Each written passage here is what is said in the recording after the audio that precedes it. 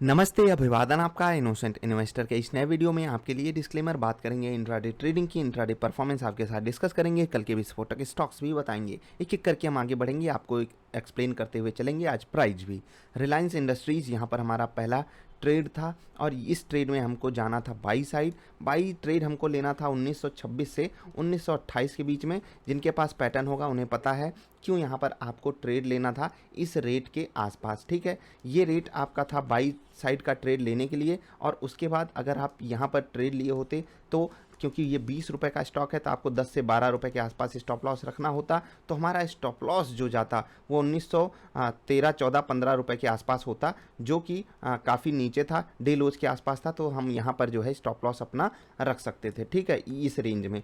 बाकी स्टॉक को हमने बाई किया, स्टॉक थोड़ा सा ऊपर भी गया और फिर आया हमारे कॉस्ट के आसपास, इवन कॉस्ट के नीचे भी आया था। और उसके बाद काफ़ी मोमेंटम भी दिखाने की कोशिश किया इसने, लेकिन अंत में क्या हुआ, अंत में फिर से रिवर्स कर गया। और 3 बजे मैं आपको एग्जिट करने के लिए बोलता हूँ, ये 3 बजे वाली ही कैंडल है। तो यहाँ पर हम लगभग कॉस्ट पे या स्मॉल प्रॉफिट में निकले हैं 4-5 रुपए के, क्योंकि 30, 32, 33 रुपए के आसपास आप निकले होगे। तो 26, 27, 28 के आसपास अगर आप लिए हो तो 5-6 रुपये का आपको यहाँ पर प्रॉफिट हुआ है, जिसमें से 2-2.5 रुपये तो ब्रोकरेज ही चली जाएगी, 2 रुपये आई थिंक। तो 3 रुपये आपका यहाँ पर प्रॉफिट है, हम इसको कॉस्ट ही समझेंगे। रिलायंस में आज हमें कॉस्ट पे एग्जिट मिला है। उसके बाद बात करेंगे डीमार्ट की। डीमार्ट में हमको मिलता है सेल सिग्नल और सारा दिन स्टॉक एक रेंज में फंस कर रह जाता है, लेकिन सेल सिग्नल मिला कहाँ था ये हमको बहुत ध्यान से देखना है। 2855 रुपये के आसपास हमको सेल सिग्नल मिला था, 2855 से 2857, ठीक है, ये रेट था जहाँ पर आपको शॉर्ट करना था ये स्टॉक, ठीक, और यहीं पर आपको शॉर्ट करना था। उसके बाद आपका जो टारगेट था वो लगभग 30 रुपये का था, यानी कि 2825 के आसपास ही आपको टारगेट हिट होता हुआ दिखाई देता, जो कि आया नहीं। एक बार ये स्टॉक काफ़ी बड़ी सी विक बनाया एक कैंडल के हिसाब से, लेकिन ये विक भी जो लो बनाई वो 2836 रुपये का बनाई। अगर आप देखोगे तो क्लोज टू 14, 5, 19, 20 रुपये का आपके पक्ष में ये स्टॉक चला भी, लेकिन हमारा टारगेट हिट नहीं कर पाया। 3 बजे की जो कैंडल है, 3 बजे जो आपको एग्जिट मिला वो लगभग कॉस्ट के आसपास मिला है। स्मॉल प्रॉफिट यहाँ पर भी हुआ होगा आपको 2-3 रुपये का, बाकी कोई बात नहीं, उतना तो आपका ब्रोकरेज चला गया होगा।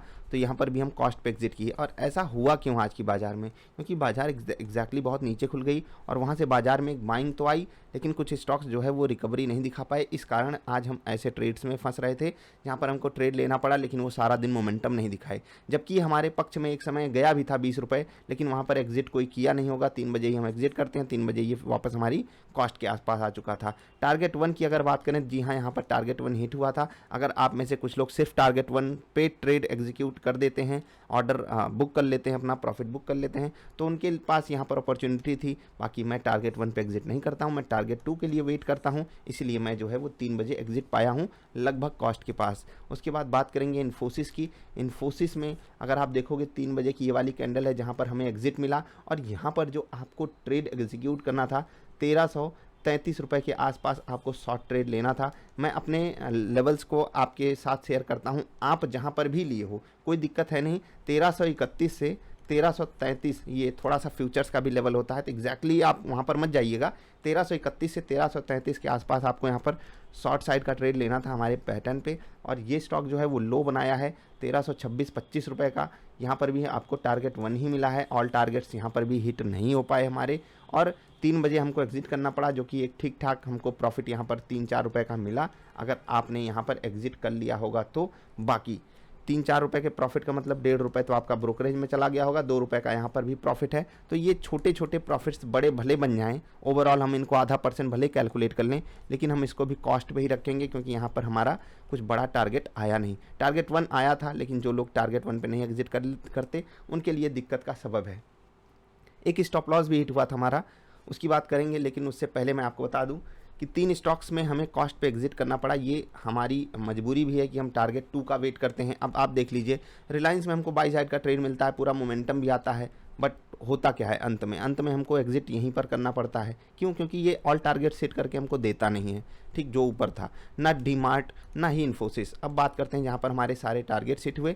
हमको मिलता है ICICI बैंक में बाई सिग्नल, और बाई सिग्नल हमको मिलता कहाँ पर है, 605 रुपये के आसपास हमको बाई सिग्नल मिलता है, और हम बाई करते हैं। और यहाँ पर हमारा जो टारगेट होता 611 रुपये, 612 रुपये, 613 रुपये, जो कि इसने सबके टारगेट सेट किए हों, कोई कितना भी लेट हुआ हो, ठीक है। तो हर एक टारगेट यहाँ पर हिट हुआ है। आपका टारगेट, क्योंकि अगर आप 605 से 605 में 6 रुपये जोड़ोगे तो 611 होता है, 1% 611 के आसपास हो गया था। उसके बाद 612, 613 भी इसने मारा है। तो मोस्ट प्रोबेबली इसने सबके टारगेट्स जो है वो हिट किए हैं। तो हमारा ऑल टारगेट हिट हुआ। आईसीआईसीआई बैंक में ये हमारे पक्ष में बहुत ही बेहतरीन चला।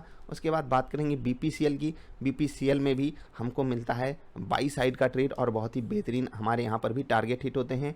जिन लोगों को कन्फ्यूजन है कि यहाँ पर ट्रेड कहाँ पर लेना था, तो 458 रुपये के आसपास आपको बाई ट्रेड लेना था और 4.5 रुपये, 5 रुपये, 6 रुपये, 5 से 6 रुपये का आपको स्टॉप लॉस लगाना था, जो कि इसमें अगर आप जोड़ते हो तो 452 से 453 रुपये होता है, जो कि आपका स्टॉप लॉस यहाँ पर आ रहा था। ये आपका स्टॉप लॉस होना चाहिए था और उसके बाद आपको यहाँ पर बाई साइड रहना चाहिए था। अब अगर आप 458 पे लिए हो तो 58, 4, 52, 58, 4, 62 और 63, 463 रुपये के आसपास आपका जो है वो टारगेट होना चाहिए था, जो इसने पहली बार हिट किया और यहाँ पर आपको एग्जिट कर लेना चाहिए था।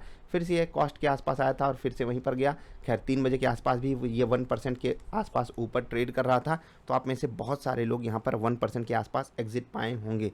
तो ओवरऑल सिनारियो में अगर देखा जाए तो हमारे 2 टारगेट हिट हुए आज बहुत ही बेहतरीन तरीके से। उसके बाद 3 ट्रेड्स में हमें जो है वो कॉस्ट पे एग्जिट करना पड़ा और उसके बाद आखिरी ट्रेड था हमारा टाइटन में हमारा स्टॉप लॉस हिट हुआ। और यहाँ पर मैं आपको बता दूँ हमारा स्टॉप लॉस कैसे हिट हुआ।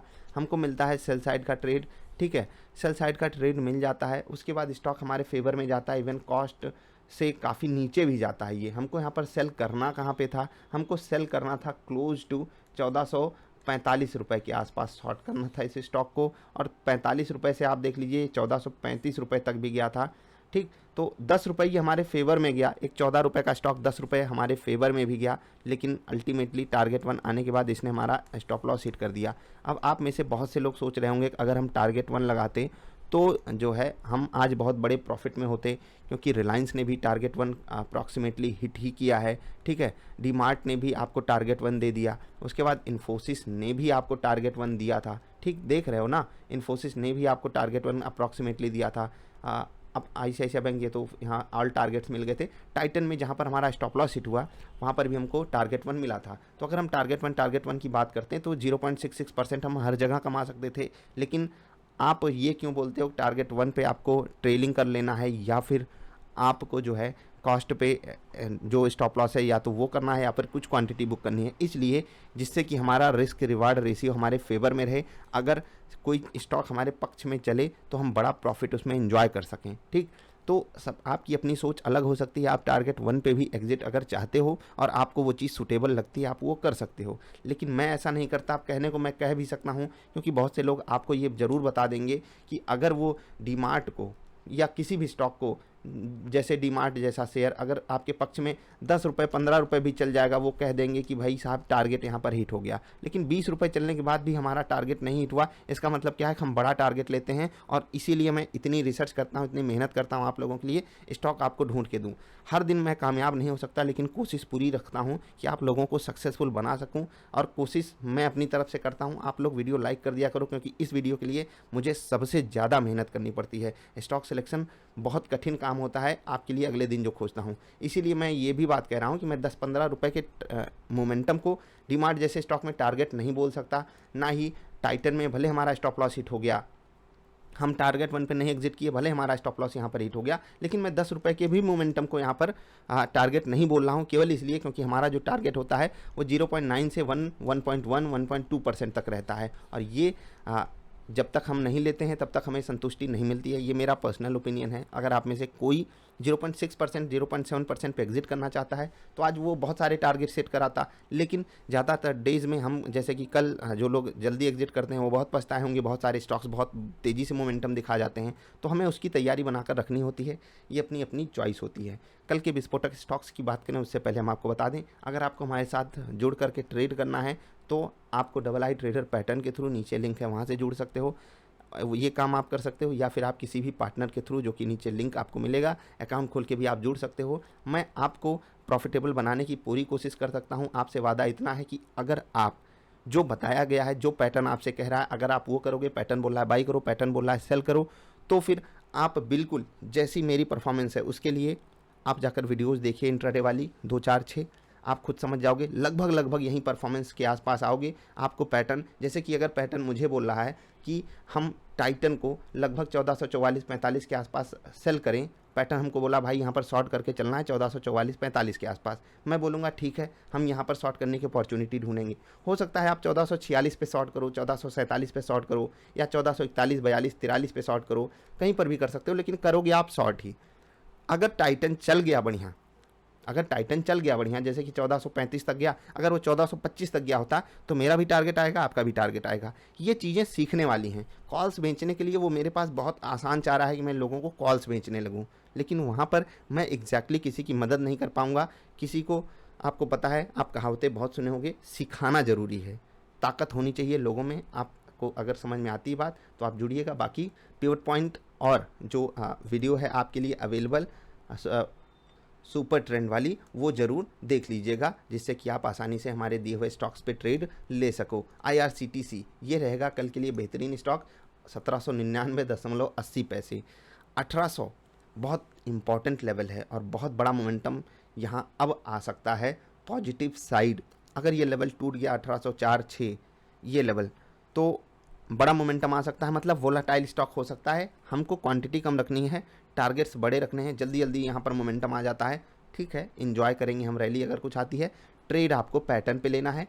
कल वापस आपके लिए कोल इंडिया, क्यों कोल इंडिया, क्योंकि वापस आ गया है 155 के लेवल पे। अगर आपको याद हो तो कोल इंडिया ने हमारे लिए धमाका किया है, आज नहीं, आज से पहले वाले दिन हमने इसको सेलेक्ट किया था इंट्राडे के लिए और काफ़ी बढ़िया मोमेंटम दिखाया था। आज भी इसने बढ़िया मोमेंटम दिखाया है। उम्मीद तो ये है कि कल भी ये मोमेंटम पॉजिटिव साइड ही दिखा जाए, लेकिन अब आ चुका है इसके लिए, जैसे 150 एक रेजिस्टेंस था, वैसे 157-156 रुपये इसके लिए एक बड़ा रेजिस्टेंस है। क्या ये रेजिस्टेंस फिर से इसको रोकने की कोशिश कर पाएगा? ये रेजिस्टेंस आप यहाँ से समझ सकते हो, या और पीछे जाओगे तो भी आप समझ पाओगे कि ये लेवल बहुत बड़ा रेजिस्टेंस है इसके लिए। चाहे आप फिबोनाची नीचे से ड्रॉ करके देखो, चाहे जो भी सिचुएशन बनाओ, तो ध्यान रखिएगा यहाँ पर जो आपको ट्रेड मिलता है उसमें आप आराम से एग्जीक्यूशन कर सकते हो, और हो सकता है कि कल आपको यहाँ पर भी बड़ा प्रॉफिट होता हुआ दिखाई दे। एक्सिस बैंक यहाँ पर 700 का जो सपोर्ट लेवल है वो टूटने की गुंजाइश बढ़ रही है, क्योंकि जो अचानक से यहाँ पर सेलिंग आई, मैं आपको दिखा देता हूँ 5 मिनट की कैंडल्स पे। ये देखिए, स्टॉक ऊपर जाता है, सस्टेन बिल्कुल नहीं कर पाता है। ये जो आप बड़ी सी कैंडल देख रहे हो ना नीचे वॉल्यूम वाली, अचानक से देखिए कितना ट्रांजैक्शन हो रहा है, ऊपर सेलिंग, ऊपर फिर स्टॉक गिरता है। ऊपर जाने में इसको तकलीफ हो रही है, ऊपर जाता है सेलिंग आती है, ऊपर जाता है सेलिंग आती है, ऊपर जाता है सेलिंग आती है। अब आप कहोगे ऐसे बहुत सारे स्टॉक्स करते हैं, नहीं, जब आप आओगे वन डे के वॉल्यूम को देखोगे तब आपको बातें थोड़ी सी अलग समझ में आएंगी कि जब ऐसा होता है तो वॉल्यूम लगभग स्टेबल होता है, लेकिन यहाँ पर वॉल्यूम बढ़ा हुआ है। अब आप कहोगे बैंकिंग स्टॉक्स में ही वॉल्यूम बढ़ रहा है, नहीं, ऐसी सिचुएशन हर स्टॉक में नहीं हो रही है, तो आपको अलर्ट मोड में यहाँ पर ट्रेड लेना है। जो पैटर्न बोलेगा आप वो करिएगा, बाकी आप पिवट पॉइंट से भी यहाँ पर ट्रेड एग्जीक्यूट कर सकते हो। इंडसइंड बैंक पे फोकस रखिएगा, 950 के लेवल पे वापस है, ऊपर नीचे बढ़िया ट्रेड दे सकता है, पैटर्न पे ही ट्रेड यहाँ पर भी लेना है। ICICI प्रू लाइफ पोर्टफोलियो का धुरंधर स्टॉक, बेहतरीन आग लगाए पड़ा है, कब तक लगाएगा नहीं पता, लेकिन ये 575 का लेवल फिर से इंपॉर्टेंट आ गया, फिर से रेजिस्टेंस पे आ गया। 2 बार यहाँ पर रेजिस्टेंस फेस कर चुका है, क्या तीसरी बार भी फेस करेगा? Let's hope for the best कि अब यहाँ पर फिर से एक पॉजिटिव मोमेंटम दिखाई दे और इन्वेस्टर्स के फिर से मौज आ जाएँ। बाकी हमको ट्रेड जो है वो पैटर्न पे लेना है। इन्फोसिस की बात करेंगे तो फिर से ये स्टॉक आया है रडार पर, और यहाँ पर एक बड़ी गिरावट की संभावना अभी भी बरकरार है। जैसे कि मैंने आपको कल भी बताया था, आज भी वही सिचुएशन लगभग बन के आ रही है, वॉल्यूम भी लगभग स्टेबल है, तो आपको लगभग बढ़िया टारगेट कल मिल सकते हैं। तो यहाँ पर भी आप नज़र बनाकर रखिएगा। एक और स्टॉक आपको कल के लिए दे रहा हूँ, अगर IRCTC में कोई बहुत जल्दी मोमेंटम आ जाता है तो आप महिंद्रा एंड महिंद्रा इसको ज़रूर रडार पे रखिएगा, 775 के आसपास है, यहाँ पर भी आपको बढ़िया ट्रेड मिल सकता है। तो बस यही थी वीडियो, हम मिलेंगे फिर से अच्छी वाली वीडियोज़ में। कल के विस्फोटक स्टॉक्स हो गए, स्टॉप लॉसेस में अगर कुछ ट्विकिंग होगी तो वो कल की बाजार वाली वीडियो में हम आपको बता देंगे। अगर आपको हमारे साथ जुड़कर ट्रेड करना है तो आप डबल आई ट्रेडर के थ्रू जुड़ सकते हो। हम मिलेंगे फिर से, नमस्कार।